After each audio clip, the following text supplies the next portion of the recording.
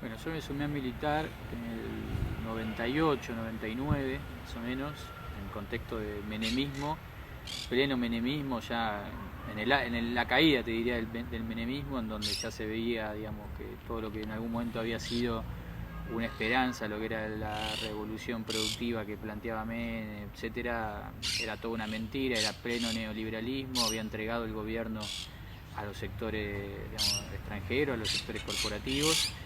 Y en ese momento nos empezamos a juntar con un grupo de compañeros con los que estudiábamos en la universidad y creíamos que había que empezar a organizarnos en el territorio, desde la militancia social principalmente, porque lo que nos movía era la injusticia, ¿no? La injusticia social que se vivía en ese momento, mucha desocupación, mucho parate económico, mucha exclusión. Entonces en ese contexto empezamos a militar. Acá en Tigre, en el barrio Las Tunas, abrimos un apoyo escolar, un merendero, trabajamos codo a codo con los vecinos ahí para generar organización popular. Creemos fuertemente, todavía creemos fuertemente en la necesidad de la organización popular como una de las patas para sacar adelante un proyecto de liberación. Bueno, yo no sé si uno puede hablar de aciertos o estrategias de la generación, porque la verdad que yo no sé si la generación se dio una estrategia o se dio, ¿no?, un camino. Digamos. Hubo compañeros que nos dimos un camino en ese momento, digamos, nosotros en el 2001, a partir de lo que fue el 19 y 20 de diciembre, empezamos un proceso de discusión muy fuerte, porque nuestra militancia se basaba en ir a un barrio, desarrollar tareas sociales, algunas veces por semana, y cuando se nos vino encima el quilombo del 2001, que nos tocó vivir toda esa situación, es como que nos hizo un clic la cabeza en la necesidad de construir un proyecto, que veíamos que con la militancia en un barrio solamente no alcanzaba para cambiar la realidad, para transformar la Argentina. Y ahí se dio una discusión interesante entre compañeros de la misma generación, algunos que pensaban que había que construir un autonomismo por fuera del Estado, que el Estado siempre iba a ser el enemigo, que siempre iba a estar con políticas de exclusión, con políticas neoliberales, y otros que empezábamos a construir una concepción más cercana a lo que fue el peronismo, identificándonos más con el peronismo de Vita y de Perón, del primer peronismo, que pensaba en el Estado como una de las herramientas para reconstruir el movimiento nacional y también que pensaba que un movimiento nacional podía liberar la patria. Entonces, ahí fue una gran discusión de nuestra generación. Algunos definieron seguir ese camino autonomista, otros decidimos empezar a juntarnos con otros sectores, empezar a discutir política, empezar a discutir proyectos, empezar a discutir identidad, y así llegamos al 2003, en donde, digamos, llegó Néstor y de alguna manera dijimos, este es el tipo con el que hay que salir a desarrollar este proyecto, ¿no? Pero no sé si hablaría de aciertos o errores, digamos. Yo creo que el principal acierto es que hubo mucha juventud que entendió que había que resistir al neoliberalismo, y para mí eso es valioso, más allá de que después pudimos habernos equivocado más o menos en cuál era el camino. Enfrentarse al neoliberalismo en ese momento era imprescindible, y yo celebro eso, que haya habido juventud que lo haya llevado adelante. Y con respecto a la militancia actual, creo que el proceso, el kirchnerismo, devolvió, digamos, permitió un trasvasamiento en lo que tiene que ver con la militancia, generó nuevos militantes, ya desde otra visión que no era la de resistir al neoliberalismo que nos tocó a nosotros en los 90, sino justamente la posibilidad de impulsar en una etapa ofensiva, por llamar de alguna manera, un proyecto de liberación, un proyecto de inclusión, un proyecto de justicia social, un proyecto de soberanía, un proyecto de independencia económica, por supuesto, con muchísimas limitaciones que tienen que ver con el proceso en el que se desarrolló el kirchnerismo, pero con una masificación de la política impresionante, digamos, en todos los sectores, pero creo que principalmente en la juventud, digamos. También la juventud volvió a ser protagonista, y hoy uno lo puede ver ya no solo en el kirchnerismo, digamos, nos guste más o nos guste menos, Cambiemos, que yo, otros sectores políticos, vos ves que hay militancia joven a partir de lo que generó el kirchnerismo desde el gobierno, la participación, la movilización, el pararse frente a determinados sectores para defender derechos, también generó las ganas de participar y además logró romper subjetivamente con una cuestión que para nosotros era importantísima, de que la política la podemos hacer todos, ¿no? Y la política además es una herramienta de transformación, no es solamente para que algunos se enriquezcan, para que algunos hagan negocios, para tipos que saben todo mientras el pueblo no sabe nada. Digo, si hay algo que nos devolvió Néstor y que nos devolvió Cristina y que le devolvió a la juventud principalmente, es la posibilidad de hacer política y de tenerla en cuenta como una visión militante y de transformación. Bien, yo creo que hoy, haciendo balance con un gobierno de derecha, ¿no?, que tenemos actualmente, nosotros podemos analizarlo desde un lugar, que es cómo se movió la derecha en estos últimos 40 años, si se quiere. Primero, digamos, la derecha en América Latina, no solo en la Argentina. Llegó al poder por golpes militares, ¿no?, la etapa de los 70. Entre los 80 y los 90 lo que hizo fue generar golpes económicos y cooptación de sectores políticos, que fue lo que le tocó vivir a Alfonsín y después lo que hablábamos del menemismo. Y hoy logra trascender, digamos, generando la llegada al poder a través de los votos, que para nosotros desde un lugar es más preocupante, porque termina siendo más legítima la derecha. Una cosa es una derecha gobernando con los milicos, otra cosa es volteándote con hiperinflación o con devaluación o con corrida cambiaria, y otra cosa es cuando la gente elige a un gobernante que para nosotros, por lo menos nuestra verdad relativa, diría Néstor, representa a las corporaciones y a la derecha no solo argentina sino de América Latina. Es parte del plan de geopolítico de Estados Unidos. En ese sentido los procesos populares fueron importantes. Yo creo que no existía Néstor sin las movilizaciones y la resistencia de los 90 y la explosión del 2001. No había Néstor Kirchner si no había antes resistencia y no había quilombo en las calles, por llamar de alguna manera. Evo Morales no hubiese existido si antes no hubiese habido organización de los pueblos originarios y también resistencia ciudadana desde distintos lugares, por ejemplo lo que fue la pelea por el agua en algunas ciudades de Bolivia. Correa no hubiese existido en Ecuador si previamente no hubiese sufrido el Ecuador crisis políticas permanentes también con dirigentes políticos que lo que hacían era excluir a las mayorías. Y así lo puedes ver en Brasil con Lula y lo puedes ver con Chávez en Venezuela.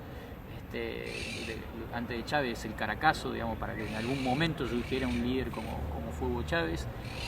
Lo podés ver en Uruguay con Mujica y el proceso que hizo el Frente Amplio para llegar al gobierno.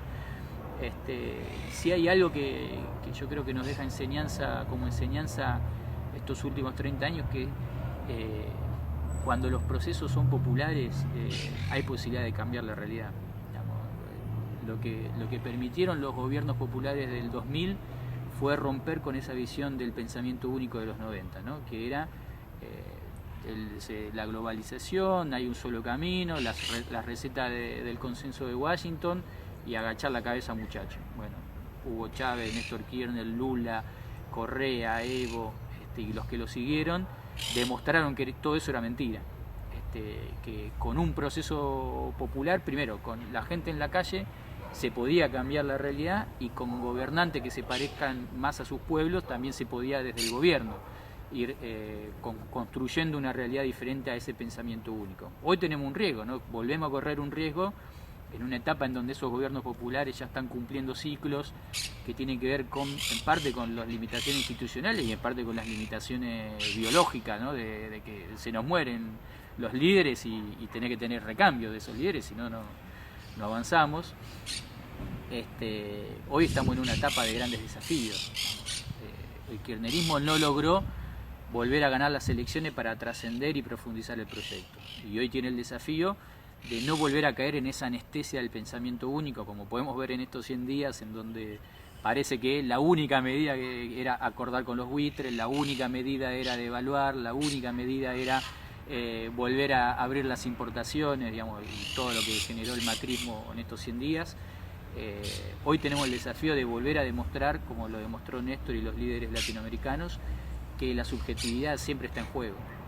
Nosotros tenemos que estar convencidos de lo que queremos y tenemos que ser capaces de construir mayorías en ese convencimiento. Por eso creo que los procesos populares fueron muy importantes y a su vez asumieron el desafío de enfrentarse a sectores muy poderosos. En algunos momentos ganamos y en otros momentos perdimos. Ahora, cuando uno lo ve en el proceso histórico, ponerle en la Argentina, tuvimos 12 años de kirchnerismo, con muy buenas cosas y por supuesto con cosas por corregir. Teniendo en cuenta que la Argentina tiene 200 años de historia institucional, hemos tenido solamente en 200 años de historia no más de 30 años de gobiernos populares, si sumás el primer peronismo, algunos años en los 70 con la vuelta de Perón y Cámpora, y estos 12 años de kirchnerismo. Entonces cuando uno lo ve en un proceso de 200 años, bueno, en 30 años hemos hecho bastante, pero claramente 30 años en 200 no es el todo. En la última década, yo creo que por un lado el campo popular entendió y comprendió la necesidad de poder construir en una etapa ofensiva. Digamos, la última década fue una década en donde tuvimos oportunidad de construir, no solamente de resistir. Al principio nos costó, pero creo que el campo popular por un lado entendió esa oportunidad de desarrollar hacia adelante. Quizá no estuvimos a la altura de toda la situación, porque digamos, como autocrítica nosotros podemos plantear que siempre Néstor y Cristina estuvieron un paso adelante del campo popular. El proceso de profundización hubiese sido que en algún momento el campo popular esté por delante de Néstor y Cristina. Le pida, digamos, para dar ejemplos, Cristina nacionalizó YPF. Ahora no lo nacionalizó porque el campo popular se movilizó fuertemente pidiendo la nacionalización de un recurso estratégico como es el petróleo o el gas. Lo hizo ella por una visión estratégica, por una visión, digamos, de soberanía e independencia económica, y por supuesto el campo popular acompañó esa decisión y reafirmó el liderazgo de Cristina. Pero digo, con ese ejemplo quiero mostrar eso, ¿no? Que lo que nos faltó quizá es animarnos a pensar más allá de lo que Néstor o Cristina podían generar desde el gobierno, ¿no? Creo que lo que le faltó al campo popular fue haber hecho esa amalgama entre el líder y la masa, en donde esas dos cosas juntas pueden avanzar mucho más profundamente. Sin embargo, no creo que fue un gran avance la que tuvo el campo popular. De hecho, hoy, con la derrota puesta de las elecciones, tenemos claro que no partimos del mismo lugar que en el que estábamos hace 10 años atrás. Partimos con un piso muchísimo más alto, con una conciencia popular mucho más grande que la que teníamos en el 2001, con un colchón social mucho más importante que el que teníamos en el 2001, producto de las políticas públicas que se llevaron adelante desde un gobierno popular, pero además con una militancia en el territorio. Y además tenemos dirigentes en el campo popular con capacidad de seguir peleando, más allá que hoy estemos de vuelta enfrentados a un Estado que pretende excluirnos, ¿no? Yo lo tengo como un saldo positivo. Nos quedan cuentas pendientes de poder haber podido lograr mucha más unidad en el campo popular de la que se logró, de haber logrado esta trascendencia en términos electorales en la última elección, o de haber tenido candidatos mucho más provenientes mucho más genuinos del campo popular, que quizá, digamos, eso no lo pudimos, sin desmerecer a Scioli, sin desmerecer a los compañeros que fueron en las listas. Creo que faltaron en las listas dirigentes del campo popular, y creo que tuvo que ver con eso, aunque pudimos avanzar, pero también al campo popular le costó hacer ese traslado de la resistencia a hacerse cargo de la política también, ¿no? Del Estado, de la política, decir, che, hay algo que dice muy interesante García Linera en algún encuentro que escuché, en algún encuentro de las izquierdas latinoamericanas, creo que uno que se hizo en Ecuador. García Linera reflexionaba sobre estas cosas, ¿no? Cómo los movimientos populares, cuando llegan al gobierno, se encuentran con tensiones y con contradicciones que tienen que ir resolviendo, y hay que romper con muchos prejuicios en ese sentido. Linera decía, se nos puso por el camino el debate de si había que construir gobierno, digamos, poder institucional, o había que construir poder popular.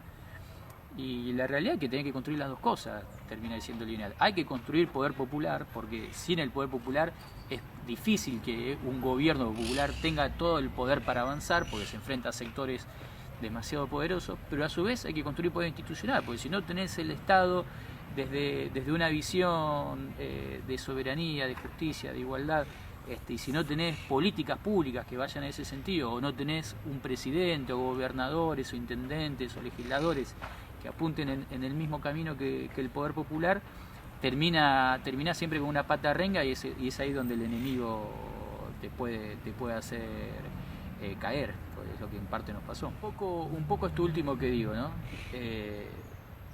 Retomando esta visión de lo que decía García Linera, poder entender las contradicciones que desde el campo popular nos enfrentamos a la hora de pretender la liberación de un país. ¿Cuáles son esas contradicciones? Una es esta, tenemos que estar solamente en la calle o tenemos que también jugar electoralmente, tenemos que construir en los barrios, o además de construir en los barrios tenemos que construir una estrategia electoral. ¿Tenemos que construir poder popular o tenemos que construir poder institucional? Y yo creo que la estrategia nuestra tiene que ser ambas. Digamos, el proceso de los 2000, de la década del 2000 nos demostró que se puede, digamos, hoy el proceso pasa por también ganar el poder desde lo electoral, pasa por tener una estrategia que tenga dos líneas, una es la de la amplitud política, porque nosotros no podemos quedarnos en el purismo ni para construir poder popular ni para construir poder institucional, tenemos que tener una amplitud política en ese sentido, entender que tenemos que construir con los mejores nuestros, digamos, algo que dijo Perón en algún momento, tenemos que construir con los mejores, pero tener que contener y construir con todos los que vienen detrás de los mejores. Néstor Kirchner es un ejemplo de eso. Néstor avanzó durante 4 años apareciendo como un delfín de Duhalde, del pejotismo más rancio, y aliándose con los gobernadores, con los intendentes, con todo lo que había alrededor, le dijo: muchachos, vamos por este camino, y supo conducir hacia ese camino. Entonces tenemos que construir con todos, por un lado, construir la amplitud política y después construir mayorías, que no solamente tiene que ver con encontrar el espacio contenedor desde la política, sino también encontrar cuáles son las demandas de nuestro pueblo, digamos. Yo, para decir cosas muy concretas, ¿no?, que nos pasaron en estos últimos tiempos. Milagro Sala está presa. Nosotros hicimos un acampe, nos manifestamos, salimos a la calle. Ahora, sin embargo, vemos que en la sociedad no es un interés que Milagro Sala esté libre. No es la prioridad de nuestra sociedad. Entonces, ¿cómo encontrar cuáles son los intereses de nuestra sociedad sin dejar de construir nuestros ideales? ¿Cómo se encuentran nuestras convicciones ideales con los intereses de nuestro pueblo? Entonces tenemos que empezar a tener un poco más de afinidad o percepción, ¿no?, a la hora de construir la política. No comernos nuestro propio relato, digo yo. Tanto que hoy se discute el relato para acá, el relato para allá, que tanto nos criticaban. Bueno, creo que en ese sentido nosotros tenemos que tener otra estrategia. No comernos ni el relato propio ni el relato del enemigo. Construir la agenda que consideramos que es la agenda de los intereses populares.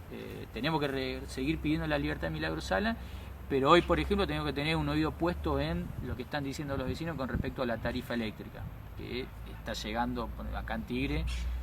Nosotros teníamos reuniones casi todos los días con vecinos que pagaban 200 y están pagando 2.000, le vino una boleta insostenible. Y bueno, desde ahí volver a construir también mayorías para volver a tener un gobierno popular. Bueno, acá en el municipio tenemos agridulces, podríamos decir. Para hacer un balance de la década del municipio, creo que tenemos agridulces. Por un lado, logramos empezar a construir un espacio desde el Frente para la Victoria, primero que no era el más propio, que era el de Sergio Massa. No, Sergio Massa es un dirigente que surge del Frente para la Victoria, que es intendente gracias a Néstor Kirchner, que gracias a muchos de nosotros que lo pusimos en ese lugar, compartiendo un proyecto que era el Proyecto Nacional y Popular, y que después él claramente traiciona, ¿no?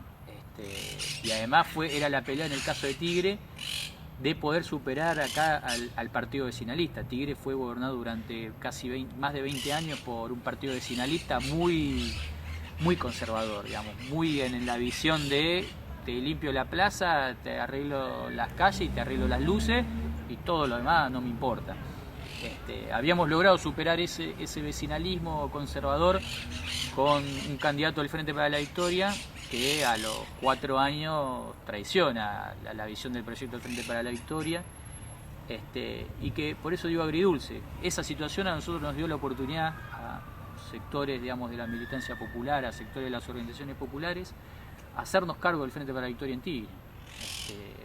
Distintas organizaciones, yo provengo de la militancia popular, nos hicimos cargo de la estrategia electoral, no solo de nuestra militancia territorial, sino también de la estrategia electoral, y además enfrentando a lo que era ese Massa en auge del 2013, ¿no? A mí me tocó encabezar la lista en ese entonces. Entonces eso, por un lado, digamos, si se quiere, esa traición de Sergio Massa, a nosotros nos puso en una situación de hacernos cargo de la política de Tigre con respecto al Frente para la Victoria, y en estos últimos 3 años creo que lo hemos hecho bastante bien, con un montón de cosas que todavía nos faltan, con seguir construyendo unidad, con seguir construyendo propuestas para nuestros vecinos, con seguir representando de la mejor manera los intereses de los tigrenses, pero creo que por ese lado nos permitió poner en agenda cuestiones que en Tigre estaban tapadas, que las tapaba el vecinalismo y que las tapó Massa cuando le tocó gobernar, que es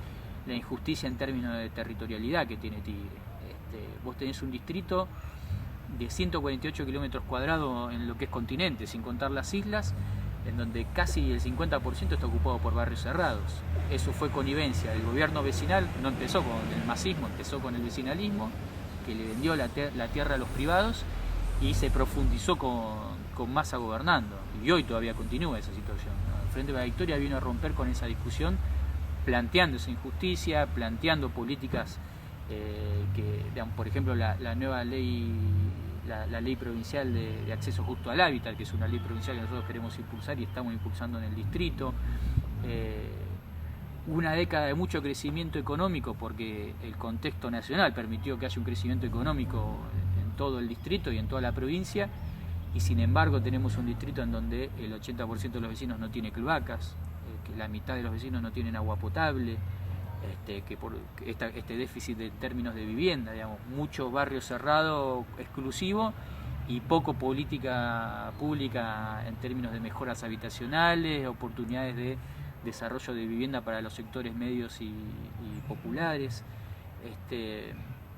una visión de la seguridad de mano dura que para nosotros no es la mejor, digamos, la creación de policía, no te digo la policía local, policía parapolicial, que era lo que había generado el masismo a través del COT. Entonces, todos esos temas que surgieron en estos años en Tigre, a nosotros la oportunidad de construir el Frente para la Victoria desde los espacios populares nos dio también el espacio para generar una agenda distinta, para generar un poder también, porque hoy tenemos 5 concejales del Frente para la Victoria que llevan esa agenda adelante. Tenemos 3 consejeros escolares en el Frente para la Victoria que recorren las escuelas, también poniendo en agenda la cuestión edilicia y la cuestión educativa del sistema educativo en la provincia de Buenos Aires, en el caso de Tigre, y con la oportunidad de seguir avanzando. Nosotros tenemos oportunidad de seguir fortaleciendo nuestro bloque legislativo en Tigre, y si hacemos bien las cosas, el objetivo nuestro en el 2019 es recuperar Tigre para, como decimos nosotros, recuperar Tigre para Frente para la Victoria, pero principalmente también recuperar Tigre para los tigrenses, ¿no? Los tigrenses hoy, de hecho, tienen un intendente. Parte de lo que dejó la década del masismo en Tigre es tener un intendente que no es intendente, digamos. Hoy tenemos un intendente que no manda, no, sigue mandando Massa desde otro lugar, siendo hoy es diputado nacional, creo, ¿no? Pero está más en Tigre que el propio intendente, y para eso nosotros eso lo vemos ya complicado en términos de gestión pública, porque lo que vemos en términos de gestión pública en el distrito es que las cosas no funcionan como deberían funcionar. Tenés mucho marketing, tenés mucha propaganda en términos de políticas públicas, pero no tenés profundidad de respuesta para los vecinos, que es lo que deberíamos tener, y por eso creo que esta década en el distrito tiene esos sabores medio agridulces, en donde hubo muchas cosas nos faltan muchas cosas por recuperar, pero al mismo tiempo estamos en una situación de poder enfrentarlas y poder recuperarlas y hacernos cargo del distrito el día de mañana. La proyección del campo popular en Tigre nosotros la vemos atada a la proyección del campo popular a nivel nacional, ¿no? De lo que veníamos hablando antes. Para nosotros no sirve ganar una intendencia, no sirve tener más concejales si no logramos liberar la patria.